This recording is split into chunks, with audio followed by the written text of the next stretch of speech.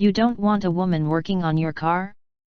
That's fine, but you're going to be waiting a long time. Many years ago, I worked at a car dealership. The attached service garage was small and I was the only licensed mechanic. I would occasionally have issues with male customers. They would second-guess my diagnoses, watch me while I worked on their cars from the bay door, double-check my work in the parking lot, etc. I didn't deal with customers directly and would often get my apprentice to pull cars in and out of the shop for me. This morning in particular, we were busy. The lot jockey and apprentice were occupied helping wash cars for delivery and driving to a customer's house. The service advisor left a work order and keys at the parts counter, and I went out the front through service to get the car. It was in for a service campaign, which was an update done with a scan tool. It takes about 10 minutes. The customer was planning on waiting and was sitting in service. When he saw me with his keys in my hand, he immediately stood up, alarmed. I was hustling, so I walked right by him and out the door. I missed the following conversation, according to the service advisor, also female. Customer: who is that chick? Is she going to be working on my car? I don't want her working on my car. Advisor: the other tech is out at the moment, so it's going to be quite a wait until someone else can look at your car. See, that's fine. I'll wait for a guy. I don't want that chick touching my car. Politely, understood. The advisor comes to let me know, and I pull the car out and put the work order and keys back on the counter, nonplussed. Half an hour passes. The apprentice is still away, and I am happily working on something else, bringing other cars in and out. The customer is now watching each and every person who comes through the door. The high school co-op student comes in to get something signed. The customer's keys are still sitting on the desk. It's been about an hour now. See, hey, why hasn't my car gone in yet? Can't you get this guy to do it? No, sorry. He's just a co-op student, so he is not allowed to drive the cars due to liability and insurance concerns. See, just get someone else to bring the car in and he can do the work. This was supposed to take 10 minutes. Sorry, sir. He's just a high school student doing his co-op. He's not approved to perform warranty work. Only licensed techs and apprentices can do the recall. The car jockey returns. The advisor hands the car jockey a different set of keys, and he brings yet another car into the shop for me. The customer is becoming incensed. See, I've been sitting here for over an hour and I've watched 5 cars go in before mine. My appointment was for 8 a.m. This is getting ridiculous. Blah blah blah. At this point he says that he literally doesn't care who does the recall, but that it has to be a guy. The service advisor starts listing off the names of the men who work in the dealership, then saying why they can't perform the recall. Well, there's Herman, but he's just the car jockey. He doesn't know how to work on cars. Then there's Jeet, but he's about 17. I wouldn't want him doing the recall, personally. I guess we could ask Mike, but Mike is the parts guy. He doesn't know how to use the scan tool. The detailers are men, but they know nothing about cars. The customer is fuming at this point, and demands to talk to the service manager. The manager comes out of his office, and guides the customer into the garage. He's pretty old school. Lights up a cigarette standing at the end of my bay, and points at me. That's my best technician. Those guys take orders from her. You can either wait for her to finish what she's working on, and then you can ask if she's still willing to do your work. Or you can take your car somewhere else. The guy was pretty shook up at this point and he took his car and left, 2 hours after he'd first arrived. I don't think we ever saw him again, which was not much of a loss, all things considered. That manager in particular always stuck up for me and took my side. The service advisor has this very deadpan sense of humor. She knew full well it would easily be an hour before the apprentice would return from his errand, and that no one else could do the recall. This was not the first sexist we had encountered. Thanks for reading. Edit. Hi again. Thank you for the comments of support and shared experiences. and for the updates and awards. That manager was called out of retirement to run the department more efficiently and to hire new people. Super soft spoken. We did have trouble finding good techs around that time. I was there for 4.5 years. Also, this was in 2012 or so things have changed a bit since then, I think. He did regularly smoke in the shop, as did the sales guys and detailers, mainly in the winter. Thanks again.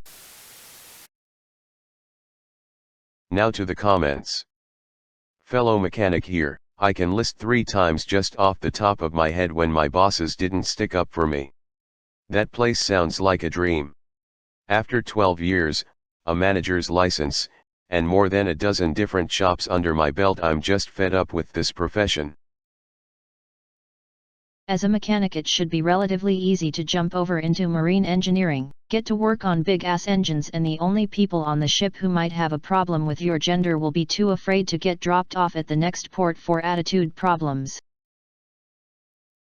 I used to work at a factory that made large electric motors, like house-sized ones. All the fitters were licensed automotive mechanics because that was the qualification they thought most applicable. Definitely cool alternatives out there with your trade.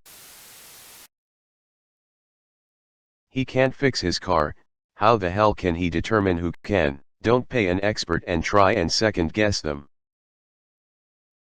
He couldn't see beyond the massive knob hanging off his forehead. I think that's unfair. The bollocks might have had something to do with obscuring his vision.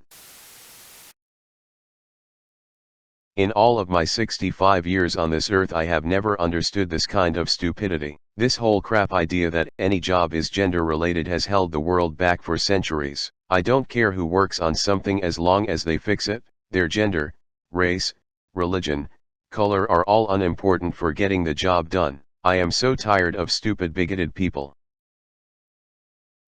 Now when you mentioned your age, it makes me think of Queen of England. She was a mechanic during the war and can fix a car, and she is the queen, doing not a bad job, depend on your perspective, for as long as everyone can remember. Would these people doubt her ability?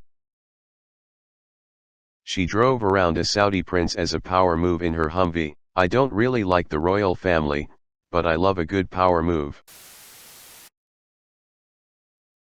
Did you know Queen Elizabeth II is a trained mechanic? Like most monarchs, she served time in the army. In her day, combat positions were not offered to women, so she became a field mechanic. Apparently quite a few people have been shocked at her ability to fix an engine,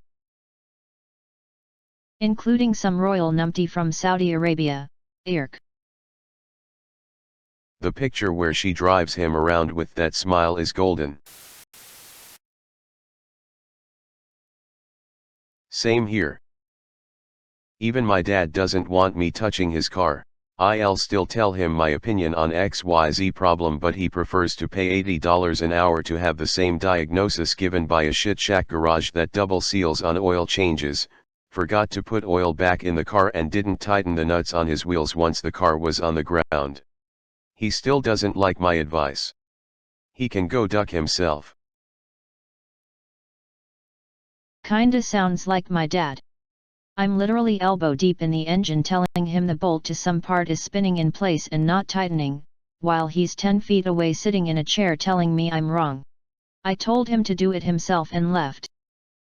He apologized the next day. He still doesn't listen though. What the hell is wrong with these guys? I'd be as proud as hell if my daughter, or son, fixed my car. I'd probably go overboard screaming my kid is the best ever until she tells me to keep it down. Ugh. Guys like that are the worst. I used to work in a video game store and would get this kind of attitude from dudes constantly. I can sorta get it, cause it's not like retail's peons are hired for their intimate knowledge of the product, but like, that means the male employees may not know anything either, and it's funny that they always just assumed the guys were gamers, while they would quite literally accuse me of lying when I explicitly said I'm a gamer. Multiple times, we had literal lines of men waiting to talk to my male co-worker while I stood around twiddling my thumbs. But thankfully my co-workers also thought this was a hilarious and stupid thing for these customers to do, so these dudes would wait like 10 minutes for my co-worker to finish helping another customer, and then this would happen. Customer: hey, so I've been playing a lot of game lately, and I'm wondering if you have any recommendations for other games that are kinda similar. Co-worker: oh, I actually haven't played that, but Fairweather has played it through twice and is our resident expert on that genre. You should ask her. Gosh, their expressions were amazing. Also, there was the time I was in a computer shop standing in front of the graphics cards and an employee came over to ask me if I was lost. Not if I needed help, not if I had any questions, if I was ducking lost. Yeah, sweetie, I'm one of the people building the hardware for the second largest, at the time, supercomputer on the planet, but you're right, my boobs mean I couldn't possibly be looking at graphics cards on purpose, so I must be ducking lost. Jeez. So you like Zelda? Hey, name all Kakariko villagers in 10 seconds, go. Kuko, Stormwell Dude, Anju, the people in the Skulltula house and Old Lady Potion. The rest just talk about how hot Gerudo women look like or talk about my funny masks.